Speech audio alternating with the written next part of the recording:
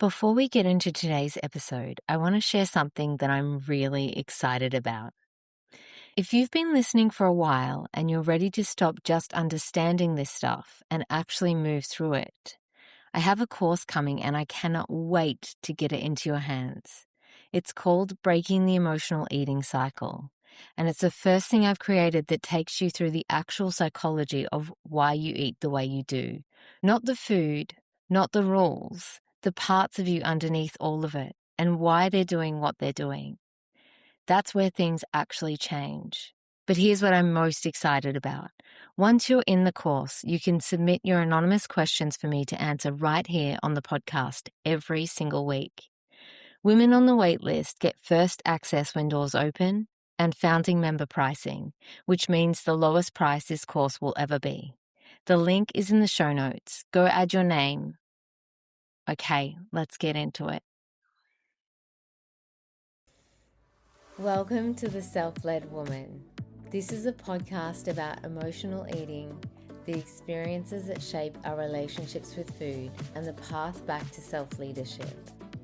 These conversations go beneath behavior, held with deep respect for the wisdom of the body and the ways it learned to cope, adapt, and survive.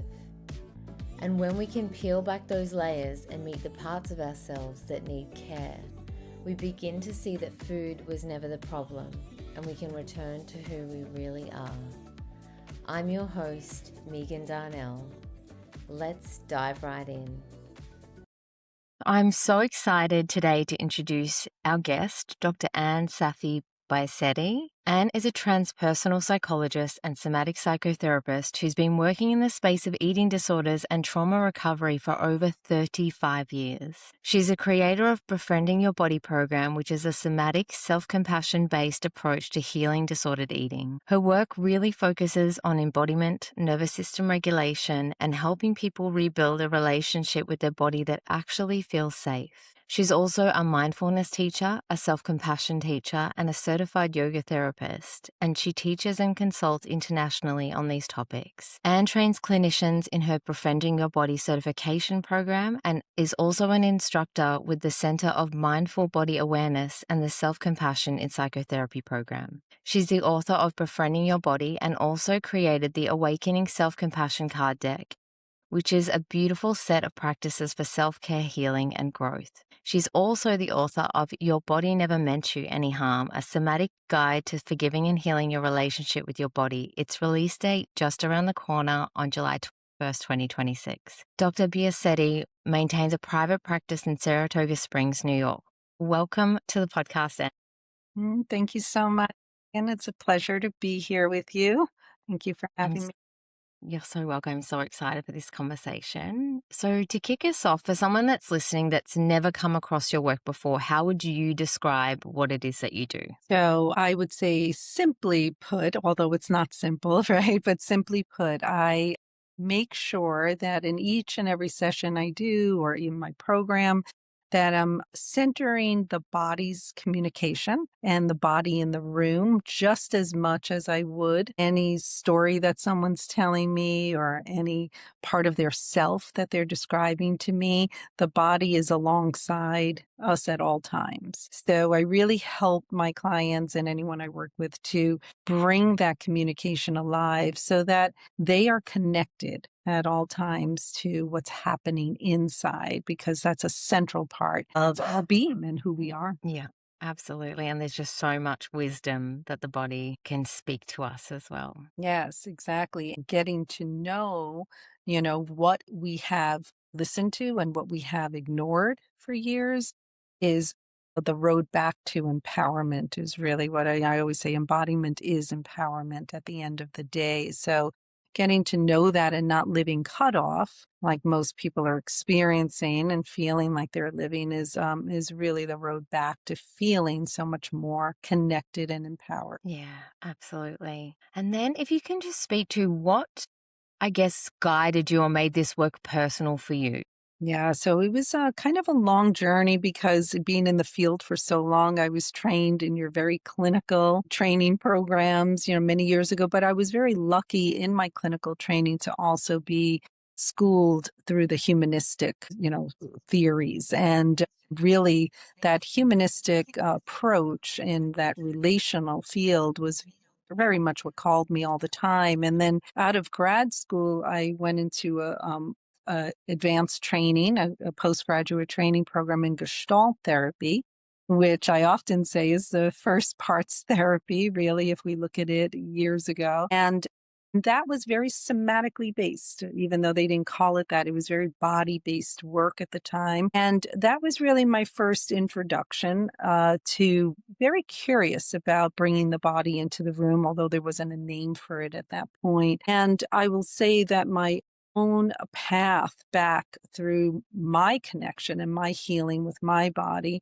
By that point, after I had finished my graduate training, I had been in recovery, personal eating disorder recovery for many years myself, but I didn't realize that there was more to heal. And it was really when I had I have 3 adult children, and when I had my twin boys, I became ill with an autoimmune disease. And the only place that I found solace and healing at the time was to go get some peace on my yoga mat. And I was a clinician, and I was, really struggling with these little babies that I had in my arms and how to care for them and care for myself at the same time. So I kept bringing myself to yoga. And long story short, while I was there, I was saying, wow, something else is happening here.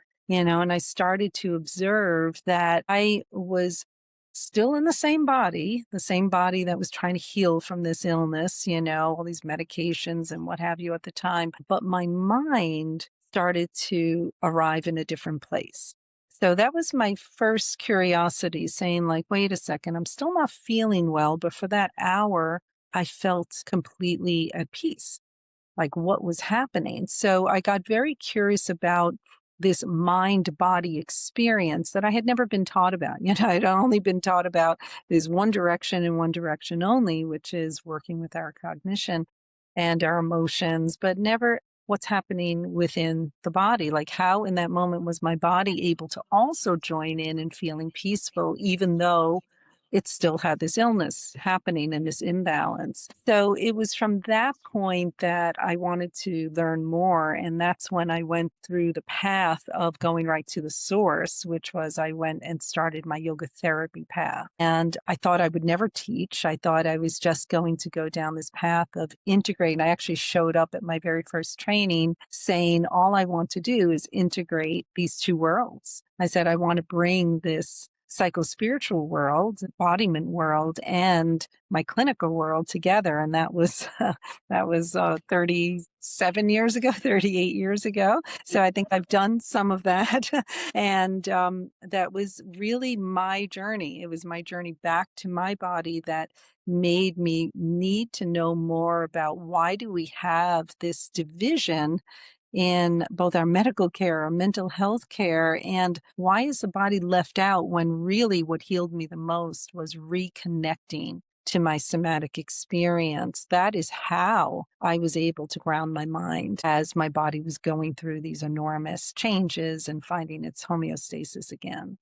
So that's how I came to this work, and I needed to know more, and that really just set me on my whole path of discovery. Yeah, and it's such a powerful one. I feel like anyone that's had that journey kind of back to the body, it really is, I guess, the path of healing. And that whole separateness between the mind and body, it really is just an illusion. And when we Exactly. can come back, I mean, the more, even my own work, not just with clients, but the more work I do and the more I go into this journey in the body, it's like, wow, there's so much here. There's so much wisdom here. And it's always speaking to us. We don't see, well, I guess traditionally don't see it as it's speaking to us, but it is like there's just this ancient wisdom that exists in the body. That's And, right. yeah, it's like Yeah. coming back to that. It's pretty powerful. It's extremely powerful. And, when you say ancient wisdom, I like to say to everyone I work with that, yeah, this isn't just our own experience here. We're honoring multi-generational experiences and, our ancestors, and really paying attention to, what calls us.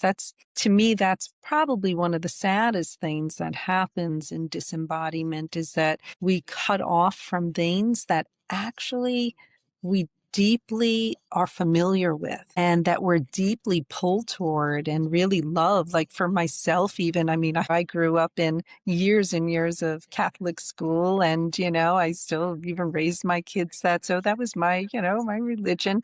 But yet I was deeply, deeply interested in these spiritual practices and the Eastern religions that I knew nothing about. I make a joke that it wasn't a joke. It was the truth that in my senior year of high school, in an all-girl Catholic high school, I was introduced to yoga for the first time.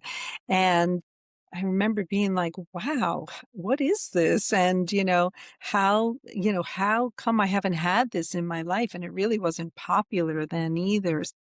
I do ask people to pay attention to what feels familiar, even if it doesn't feel familiar to your mind. What feels familiar to your body? What are you drawn toward on a sensory level? Like what feels good about, that song or that movement or that part of nature? There's something that's drawing and calling you there that may be a lot older than you think it is. Yeah.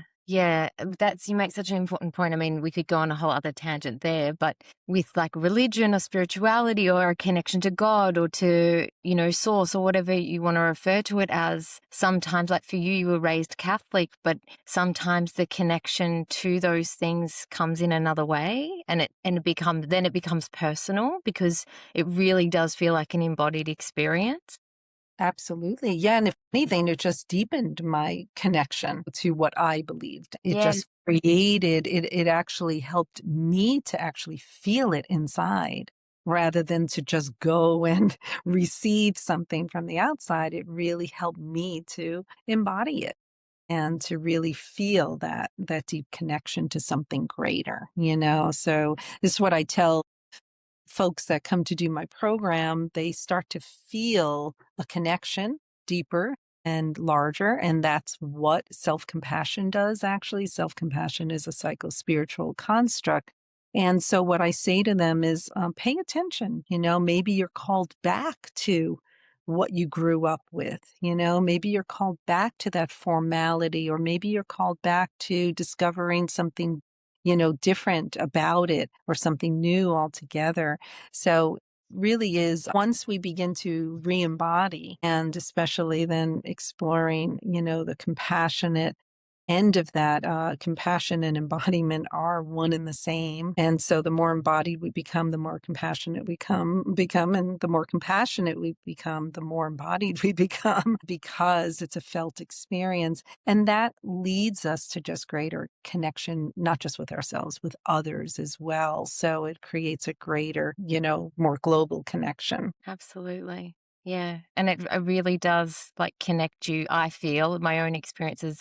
I wasn't raised religious at all, but through, I guess, a bit of a spiritual journey. And it was when I was doing a lot of breath work and I'd really started to connect back to my body. I had these experiences of, I can't describe it as anything else than this connection to God. But Yeah. I just knew that's what it was. And I'd never had those experiences before, but I was like, wow. And it didn't feel like this big, I guess, huge moment where I needed to go and tell everybody. It was just like this real moment of clarity and compassion and just a calm, a feeling of peace that I'd never experienced before. It's beautiful. Yeah. And it's like that. It was that journey back to the body that I guess led me there, which is really cool to Yeah, experience. that's beautiful. And like you said, that sense of peace like nothing else, that really is, I like to explain to folks that that's really a landing. It's landing with that part of you that truly is connected to that more ancient wisdom. It's like most people, as a qualitative researcher, I'm always listening for the collective themes right through these years. And most people describe that as a coming home experience, Yes.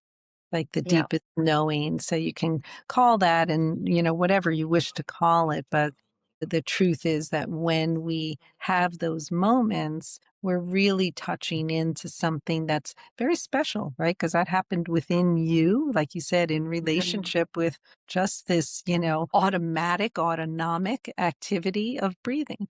That's pretty Yeah. amazing and powerful. Yeah, absolutely. Yeah. Yeah. So if we want to switch gears now and I want to talk about your book, Your Body Never Meant You Any Harm, because I think for a lot of women, this can be quite a confronting idea.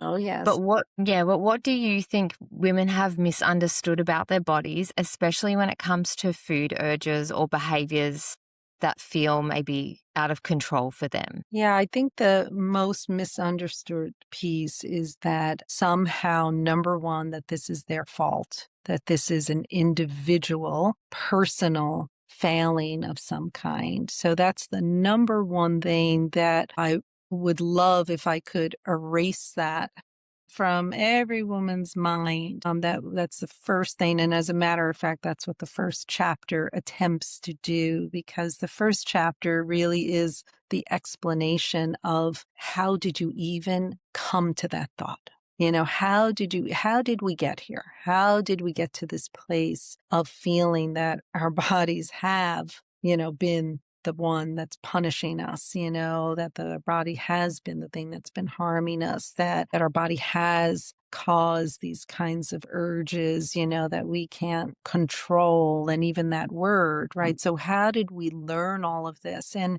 we really have to come back to the understanding of our sociocultural conditioning. And that is what disembodiment is. So before we can even learn what a more embodied path is, or a more embodied understanding of that, we have to understand how this came to be. That's unfortunately the truth of it's like a global pandemic now when it comes to our body disconnection. And these global messages have been deeply embedded, and it's hard to shake that off. So that's why I say even the title of that book, I insisted on the title because it will hit someone, every single person, it'll hit them differently. And I do want that to be the case. I want it to be the case where there'll be one person who says, I used to feel that way, and now I don't anymore. And then there'll be someone who says, I don't believe that for a second. And then there'll be someone else who it just brings them to tears, and someone else who it gets them, agitated, and they're going to want to put it down and walk away, but yet they'll keep thinking about it. So that's the kind of internal response that I hope people will listen to, because there's a reason that that's happening inside to that a part of us. And it means a part of us really wants to understand more. Like, what about that? So that's a big piece. I actually, the book was based off of an independent qualitative research study. And I actually used that statement in a grounding practice as I brought all the participants in. I actually asked them to just sense and feel into that statement and speak to me from there. I said, can you just sense and feel into these words? What if I tell you your body never meant you any harm? And there it was. I had many women who said, oh boy, you're starting right out of the gate, aren't you? And then we had beautiful conversations and questions from there that unfolded really what that meant to them. And so I'm forever grateful to their words, because they helped me to formulate these stages of development. But that is the first thing that all the women who really felt those words deeply and felt very embodied and no longer at war with their bodies, the primary thing that they really wanted to share and make known was exactly what I said, was that they had to really come to understand that this had nothing to do with them as their self. Yeah.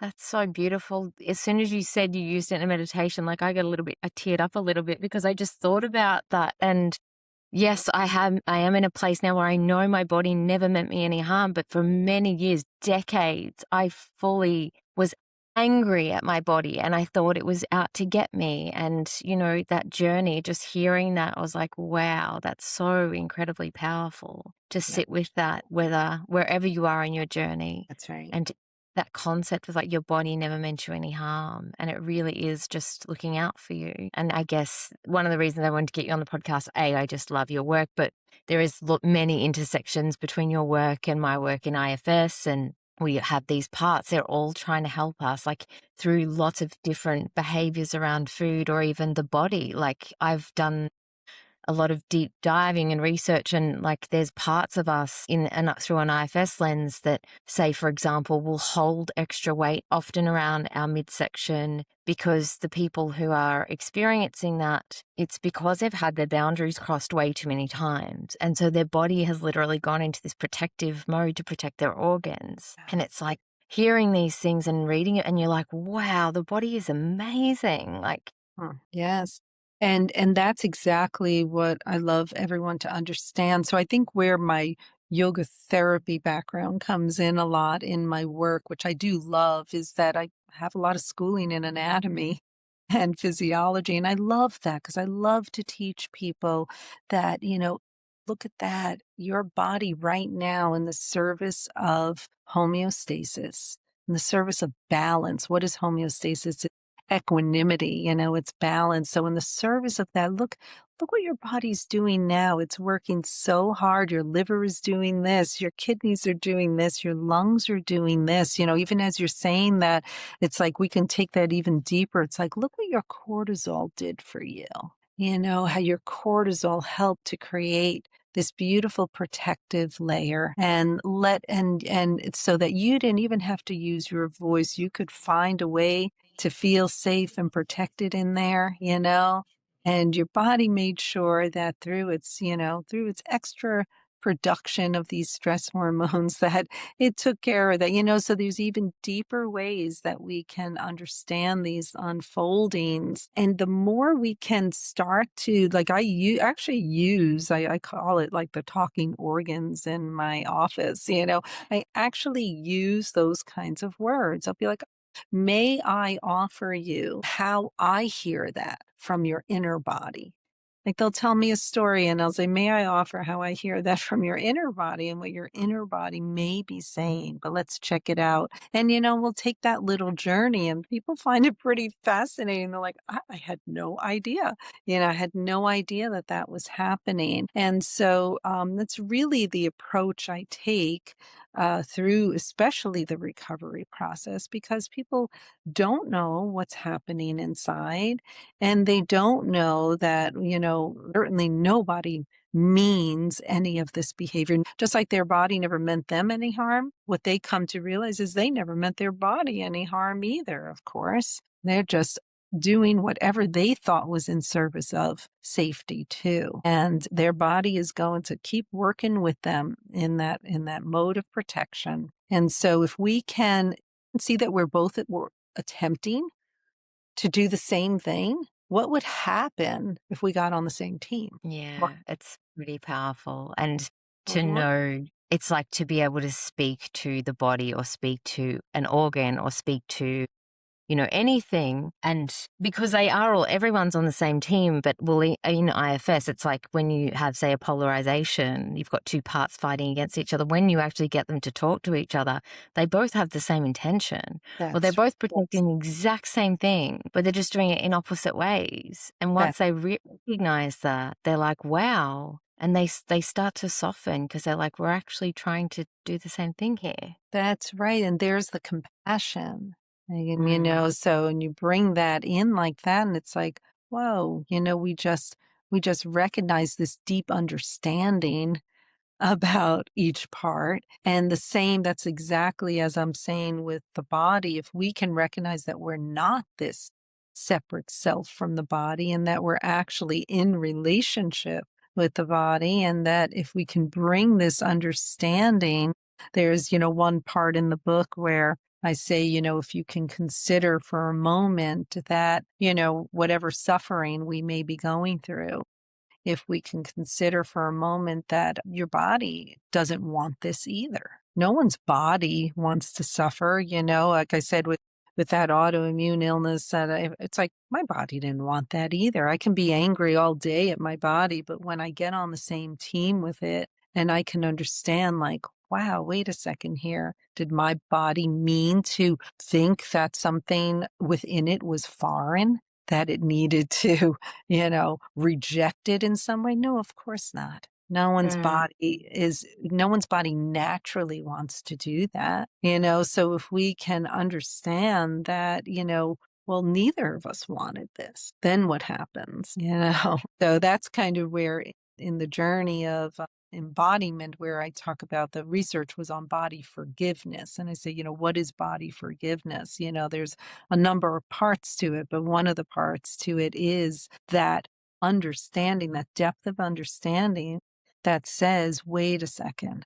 Oh, okay. We were both after the same thing. And if we could let go of the idea of forgiveness as this, oh, I have to, I did something wrong. No, we did nothing wrong. It's that whole path of understanding that how how how could we have done something wrong when we didn't know what we were doing? No one knows that they're fighting their body until they stop fighting it. mm, So really the path of body forgiveness is that journey to moving into and on the same team. And then there's a lot what we have to look back on with that. There's grief. There's grief right. for being like, oh my, we haven't been on the same team and I'm sorry, right? So if anything, there's that relational forgiveness that happens, and that's quite different than what I call forgiveness from the mind, which says I've done something wrong and I have to, exonerate myself some way. That's very different. There's nothing that we have to fix. There's just more that we have to understand. That's all. Yeah, absolutely. And when you're saying about the relationship to the body, it's like any relationship, like it's layered and it's complex. And also, like, when have we ever had any relationship with anyone else where it was perfect and happy every single Right. day? It just wasn't. There were days where you're having a bad day. Like, there are days where people like in your life will annoy you, or, you'll just have like some tension or some conflict. And that's the same with a relationship with your body as well. Like, you're going to have days where you're not totally in love with it, or you're not accepting, or you're frustrated. But just to know that that's just, I guess, part of the journey. It's part of the relationship. And it's That's right. about, like, with anyone, if you have conflict, it's about coming back together and being able to work through that and, Yes. reconnect. Exactly. I have a a line in my program where I say, listen, you don't have to like your body to take care of your body. That's the number one thing. There's going to be days where, no, you don't like many things about it and that it doesn't feel so great and everything else. But, we're still going to, it's a, joke in my program where many women laugh, where I say, listen, I, had three teenagers in my house all at once, a number of years ago. Were there days I liked them all? No, of course not. I still made their peanut butter and jelly sandwiches and I sent them off to school. So here we are, we're in this place. And as you said, it is about the repair. It's about the repair. It's about coming back. And, how do we come back? So that's a crucial piece of embodiment. Embodiment is not some perfect path.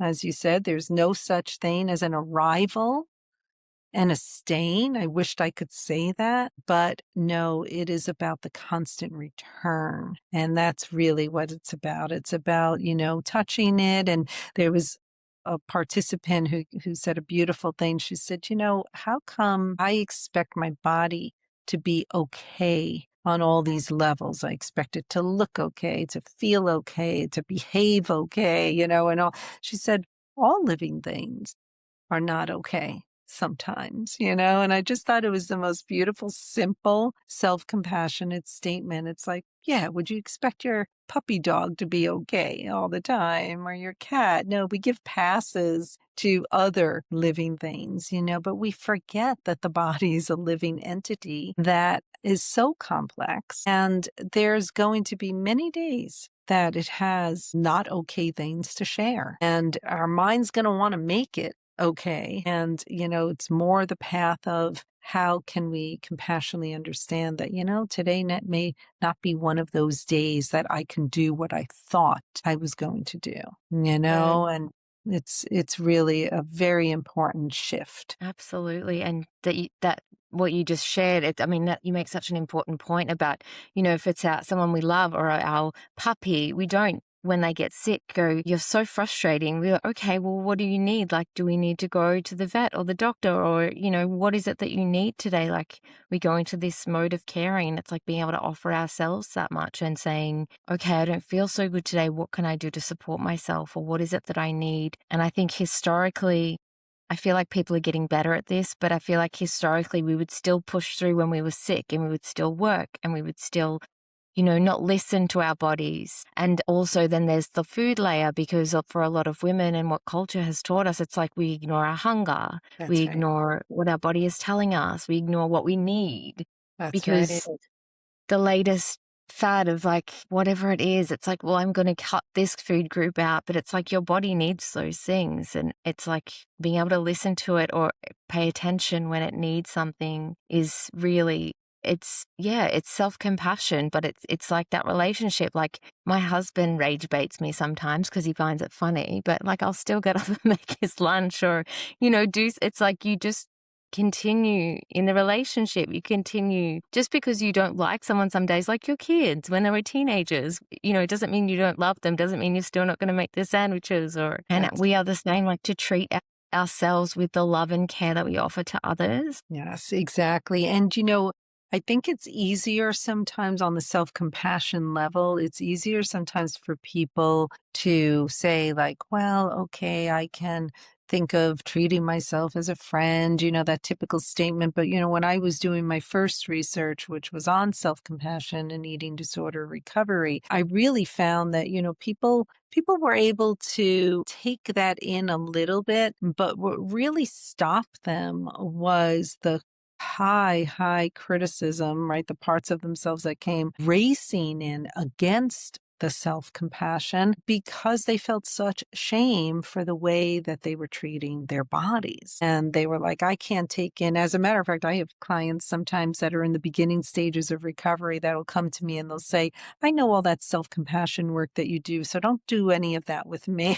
They'll say, don't give me any of that stuff because I don't like any of that, self-kindness stuff. And I said, don't worry, I won't give you any of that, but I sneak it in all these other ways through words and changing words and reframing their experience through their body is a way that I bring self-compassion in through, I call it the back door, and because that's what's going to really create what we call in self-compassion that backdraft, is that if we know, like if someone is heavily into behavior and they're like, I am not being kind and I don't feel kind to my body at all because, this is harming me, they're not going to want to listen to those words of kindness. That's going to feel too threatening. So what I focus on a lot is really the protective nature of self-compassion at that point, where I just say the pieces of, let's just take a look at the things that you do on a daily basis that you enjoy, because little do you know those tiny little things that you do that you're enjoying, whether it's sitting out in the sun or drinking a warm cup of tea or something, that those are actually tiny little acts of internal soothing and kindness, whether you realize it or not. So we don't even have to call it kindness, but they're internal acts of soothing. And anything that feels soothing to the body actually is producing internal kindness. So that's where we kind of begin in those tiny little moments of, what am I able to receive right now that doesn't feel, that doesn't feel unfamiliar or new. I'm already doing it. Can I just bring my attention toward that? There are some things I'd let myself receive already.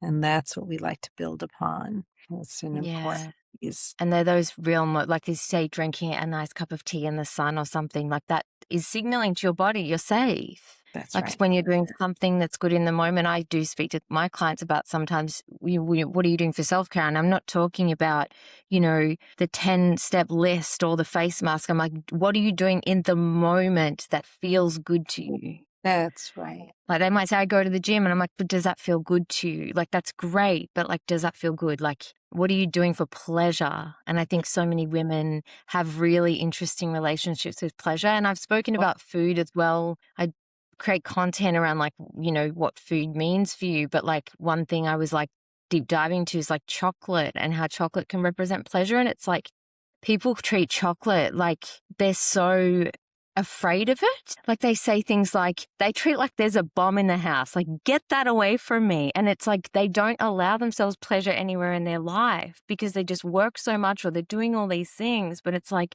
chocolate is the thing where they just allow this tiny little contained moment of pleasure. But then they're like, I want to eat the whole block. But it's like, and it feels out of control for them. But it's like, you've not allowed yourself any pleasure. You've not allowed yourself, your system to say, I'm safe, even for a moment. That's right, exactly. And you know, I actually write about that word pleasure a lot in this book because it is terribly associated immediately. There was one time I was set to do a conference, and it was about pleasure in the body. And just trying to research the word, especially when it came to women, of course, you know, everything that popped up on my internet, you know, was everything about sex and porn and what have you. And I said, here we come back to chapter 1 again. What a sad occurrence, right? That this is the world we are in, that women's bodies, the word pleasure in a woman's body will immediately have the connotation of sex and sexual pleasure and desire and not that it shouldn't for a woman, right? That's a whole other conversation. But I'm talking about that, you know, we again going so small with this, that pleasure is comfort. It's comfort. So how about we even start there? Like, what do you know when your body's comfortable? Do you know when you're in comfortable clothes? You certainly know when you're in uncomfortable clothes, all right? And that sets off everyone's body image and everything else. Do you know when you're in something comfortable? Do you know when you're sitting and your body feels comfortable? Do you know when you're standing and it feels comfortable? Do you know when your shoulders feel comfortable, when your neck feels good? You know, so these are the things. How can you bring more comfort to your body? That is the tiny sensory based experience of pleasure. So yeah, now we can bring it to, you know, the ultimate experiences of pleasure. You know, you're talking about the sensory with food and what, but we got to go smaller than that. We have to go to the non-scary places first. And then we have to slowly build up interoception, right? Our body's inner communication process to be able to deal with pleasurable foods, palatable foods that are scary for them right now because they're so pleasure filled. Well, we don't know how to deal with even getting comfortable. How are we going to deal with something that's so intense? You know, so let's get familiar with this relationship first on its level that you first were familiar with, right? Comfort. That's part of the ancient history of our bodies. That's what our bodies were most familiar with from the moment we were born. Yeah. Yeah, I love that. And yeah, starting small because these things can feel too much for some people, in which case they often go back the other way where it's like they don't allow well, I won't even say pleasure, but they won't even allow themselves comfort. Like they just push past their feelings or their hunger or whatever it is. Yes. And then they're not offering themselves any felt sense of safety throughout the day. Like it's like they're just in, well, flight, essentially. It's like they're traveling through their life at a million miles an hour. Yes. And have to cut off that kind of sensory experience because if we're unfamiliar with it, if we're unfamiliar with our body's sensations, which is interoception, then it will scare us. Sensations will scare us. So if we're unfamiliar with them, that will feel scary. And then we are in that disempowered place. And the only way to then live safely with, well, what they think is safely with food and in the world would be to shut that down and cut off even more. So that's where I say the path back to embodiment involves that deep communication, which is that interoception as well. So that's really the journey in the book. Is every chapter is about developing interoceptive awareness. So that is our superpower inside, so that these sensations and these ideas that we have about them start getting corrected. You know, they start matching so that one doesn't take us away. Thoughts and our sensations don't take us away any longer. It sounds so good. So Thank for you. someone listening that feels completely disconnected from their body. Maybe they don't trust their hunger, or they don't feel clear on what they need. They're not connected to those cues in their body, and they just feel a bit stuck in their cycle. From your perspective, where would you begin with them in a way that actually feels safe and not overwhelming? Yeah, so really where I like everyone to begin is just with a simple question that is an interoceptive question that helps to train our mind to go back in rather than go out. And that simple question is just starting with anything in their daily routine. So let's say they do go and wake up and drink that cup of coffee or tea or whatever. I'd like for them to ask the question, what's this like inside? What's this like inside? So not just what's this like, but what's this like inside? So that question, those words start to change everything. So you can take a walk with your dog. What's this like inside? You can hold the steering wheel of your car. What's this like inside? I mean, we can just do it with everything in our daily life. What's it like to walk up the stairs? What's this like inside when I walk up the stairs? So that question immediately drops us out of the mind for a moment and into the body. And then the next step with it is trying to get as descriptive as possible. So I like to even play, a little game with my folks. I'll say to them, so if someone says to me, oh, walking my dog, and when I asked that question, it felt, hard inside. It felt grounding inside. I felt the ground beneath me. I'll ask them to go and start looking up synonyms for the word ground. And so we want to get as many descriptive words as possible to describe the experience so that they start to build their internal language. And so sometimes I'll do that in session with folks. We'll write down a whole bunch of words. We'll get that description really going. And now they have a base to start working from. We call that body literacy and interoceptive work. So now they have a base. They're like, that is body. I'm becoming more body literate. That's the first place that we have to begin, is just knowing what our daily experiences are like for our body. And let's get a language about that. Let's get a shared language. Yeah. When you were describing that, I was just thinking it really is like learning a new language for a lot of us. That's what I say in my program. I say from week one, I have a sort of famous statement in my program. I say, out of fairness, this is hard. And I tell them, we are learning a new language together. So that takes curiosity, and that takes patience, and it takes compassion, of course. So if we're speaking to, I don't know, any experience, it could be like, yeah, walking the dog, holding the steering wheel. Like, what does this feel like in my body? Or what is this like for me in my body? On the other side of that, for someone who that's brand new to, like they've never really actually gotten curious and dropped down to go, well, what's going on here? On the other side, what does listening to the body actually look like in real time for someone who's never experienced that before? So meaning, how would I get them to describe that even more? Is that what you're asking? Like, how would And I? also like the listening part, like really, how would you get them to, I guess, tune into that? Because Mhm. for some people that might be so foreign, Yeah, and it's like you're asking a question in another, like literally another language, and they're like, sorry, what do you mean? yeah, absolutely. So I actually don't ask them to pay attention to that any longer. What I ask them, like, let's say until we meet in my program next or until I see them next, I'll say, I just, with that question. So I want to clarify because I'm a big one for words. So if I ask the question, what's it like inside? That is different than what's that like in your body? Because they don't even know they Mhm. have a body right now.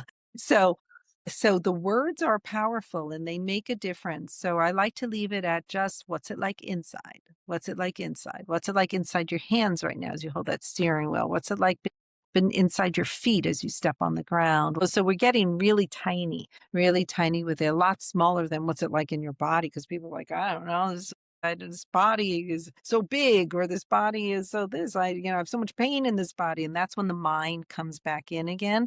So we're basically starting to pull apart the mind's experience from the body's experience. So what I ask them to do is just get curious of what it's like to start directing their mind in rather than out, in rather than out. So we're doing this little play. I call it disentangling the mind from the body. And we have to do this little interplay, and you'd be surprised how fast it happens. And where I get to see this the most is in my program, because these people are not my clients. They're coming in from all over the world, right? And they're coming in saying, I don't even know I have a body. And within 2 weeks, I hear them coming in saying, well, I had this experience. I'm not sure if it was my mind or if it was my sensations. And I'm like, that's amazing. Like, for them in 3 weeks' time to even ask that question is tremendous. It's tremendous. So in the beginning, I just want people starting to kind of ping pong between both, to be like, is this my mind? To get curious, like, is that my thoughts, my habitual thoughts? Or is that actually a sensory experience? Is that actually what's happening inside? So for them to just play with that in the very beginning is everything. It's the first step in being able to go to those deeper sensations, to like hunger and fullness, which are very deep interoceptive skills. We throw those words around like they're nothing, but they're actually very high level interoceptive, deep inner body skills. So this is out of fairness when I tell people, really, you're not supposed to know your hunger and fullness cues now. You've been trained away from them for so long. I said, don't worry, this is where we have to begin. And really incredible to watch people shift so quickly. Why? Because it's truly, like we said earlier, their nature. When they touch it, they're familiar with it. They don't even know they're familiar. So it's like this new language. It's like, imagine being trained in a language up until you were about 3, and then being taken to another country, and then being taken back home again, and the language reintroduced. There's something familiar with it. There's something that sounds and feels, like it's home again. And so this is what gets them even more curious. Like, wait a minute, something about that I know, but I don't know.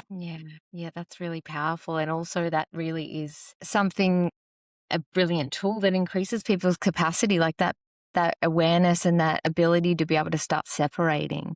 Well, is this my mind or is this my body? Are these my thoughts? Like, are they even real? Because for a lot of people, they go through life believing everything they think. Absolutely. And like, that's really powerful. And yeah, like really opening the door to that world. Yes. Again, I guess, returning That's to right. it. Yeah. Yeah. Yeah. Amazing. It's really lovely. Yeah. So I'm going to give you my final question, which is also my favorite question. For a woman listening right now, if her body could speak to her uninterrupted, what would it most want her to hear? I'm going to return to the statement, I never meant you any harm, right where we began. Yes. That's so perfect. Amazing. Thank you so much for being here, Anne, and for your time and for coordinating with the time that worked for both of us. I Yeah. really appreciate everything and you sharing your wisdom with my audience. We'll pop all your links in the show notes and things, but for anyone listening, if they would like to find you or get in touch, how is the best way they can do that, or where can they find you? Yes, so they can go to either website, and you can reach out by email there on either website, and that's the best way to have direct contact with me. And yeah, you can join in one of my programs. I have multiple things, hopefully multiple things coming up also with the new book. An embodiment community is in the works. So that will be an ongoing support community for women that are looking to join in connection, because that was the most important piece of the research, really, I would say, is that, this whole path of embodiment cannot be done alone. We need each other. So my hope is to create that kind of virtual community so people can come in from anywhere. Amazing. Okay. Thank you so much, Anne. Thank you so much for having me, Megan. It was a pleasure. My pleasure.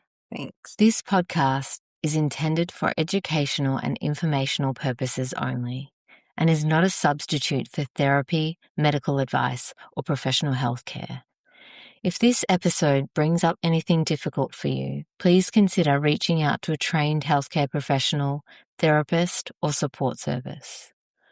In Australia, you can contact Lifeline on 131114 or the Butterfly Foundation National Helpline on 1800 33 4673, which provides support for people experiencing eating disorders and body image concerns. Thank you so much for listening. If this episode resonated, please follow or subscribe to the podcast, leave a review, or share it with someone who might benefit from hearing it. You can also connect with me on Instagram at Megan Darnell Therapy. If you share the episode or want to let me know what landed for you, you're always welcome to message or tag me. I love hearing from you guys. Until next time, I'm Megan Darnell, and this is The Self-Led Woman.